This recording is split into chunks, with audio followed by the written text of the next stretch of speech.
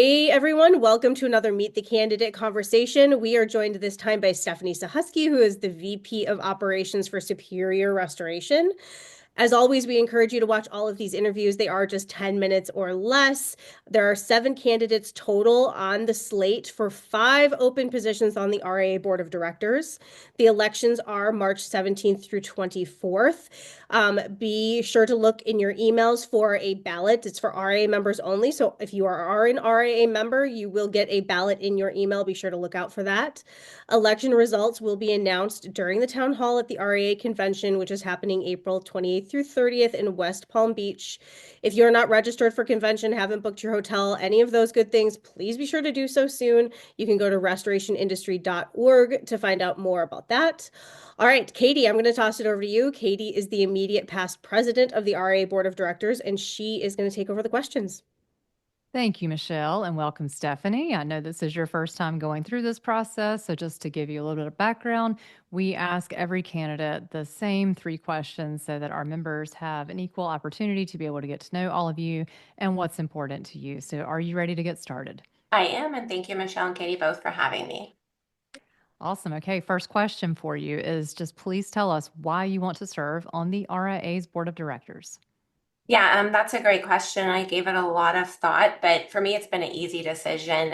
The last couple of years, I have been volunteering for the RIA, whether it be in membership and conference. This year, chairing the conference, so I'm super excited about that. But more importantly, it's a little bit more of a personal reason. I've been in the restoration industry for over 12 years and have been given so many opportunities from mentors who have pushed me forward in my role. I started in admin and worked in every position in restoration. And restoration has given back to me so much professionally that I want to be able to volunteer and give back to restorers and apply everything that I've learned in my role. And I feel like volunteering is like the perfect fit for me, as well as learning more about the restoration industry and having that kind of front seat, hearing from restorers, specifically independent restorers that have gone through the same professional life cycle that I have gone through. And I love actually volunteering. Some people, either they're called to it, they're pushed into it, or forced. For me, it's always been a natural thing. And I can't think of a better way to give back to the industry than volunteering. Great. Okay, so based on what you're hearing at your company and just your interactions with other contractors, tell me what you think is keeping restorers up at night, and then what would you like to see the RIA doing to alleviate some of those pain points?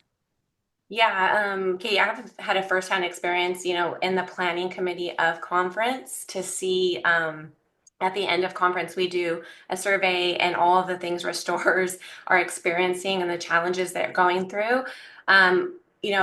I want to say that I personally understand that. There's many nights where I have not slept thinking about the problems from, they're not 8 to 5 problems, they're 24/7 problems in restoration. But more importantly, I look at those the feedback that restorers gave in that survey, and I'm like, I can relate to that. I can relate to that. I can relate to that.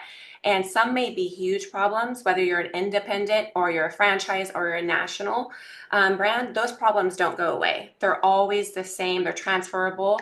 I see a lot of people wondering about adjusters, making payments on claims, adjusters approving claims, accounts receivables, culture, keeping teams intact, learning how to be a restorer. Like brand new restoration companies that are popping up all over this beautiful United States, and knowing how hard it is just to stay in business for 1 year, much less make it to 10 years. That in itself is a big feat, right?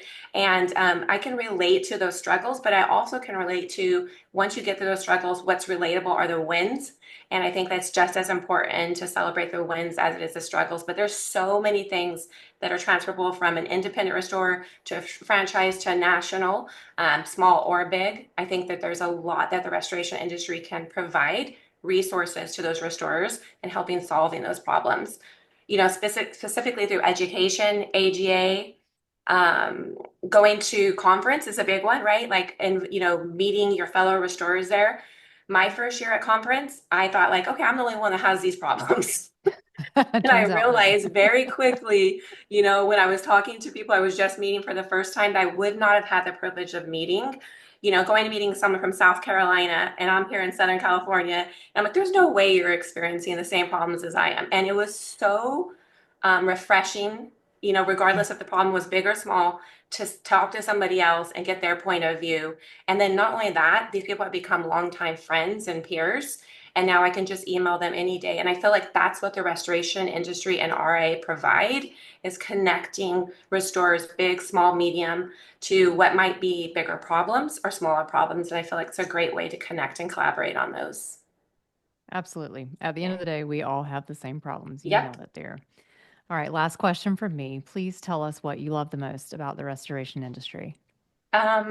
So I am a product of a blue collar work. My brothers both own construction companies. My father was a mechanic. I've always been in blue collar work. I have a love for blue collar work. So the restoration industry has definitely provided me to not only understand the technical aspect of working in restoration, but also the hard work that it takes to get up at 2 o'clock in the morning and go work in sewage, Cat 3, right? And then come back to work later in the day and fill out paperwork on that job, right? Not only that, from the people that are answering the phones to the customer service that we provide for our clients, but more importantly, I want to advocate for, you can make a career out of this. I'm an example of someone that came in as an admin and worked my way up through not only a lot of people pulling me up, right, but hard work, running a company in Southern California, which is a very hard market to compete in, that I want to see people come into the industry and not just think that this is one stop onto their next career. It could be, which is a great thing, but you learn a lot.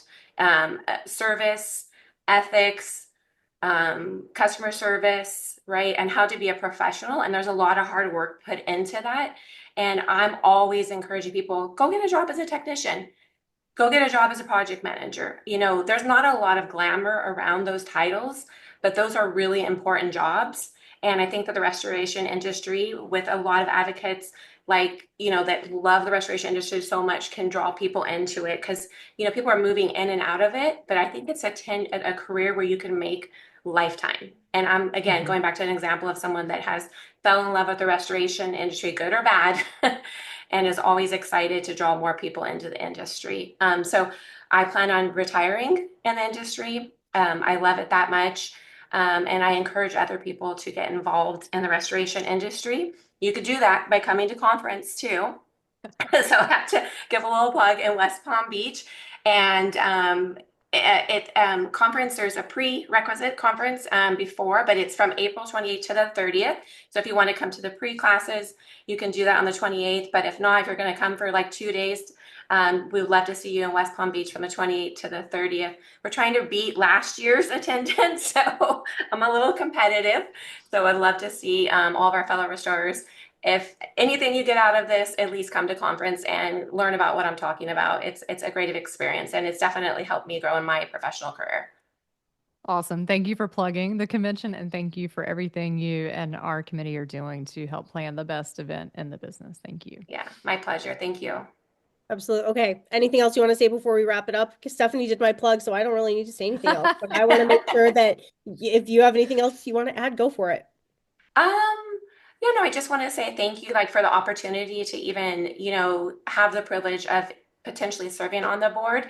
I might not have 20 or 30 years of necessary industry experience, but I'm definitely an advocate for independent restorers that are learning just to navigate this industry. And I would love to be able to learn more and grow in the industry. So I think this is a good first step towards that. Beautiful. All right. Thank you, Stephanie, so much for your time. For everybody who's listening, watch out for your ballots in your inboxes. And if you have any questions or anything, head to restorationindustry.org. Thank you so much, ladies. Thank you, ladies. Bye. Thank you.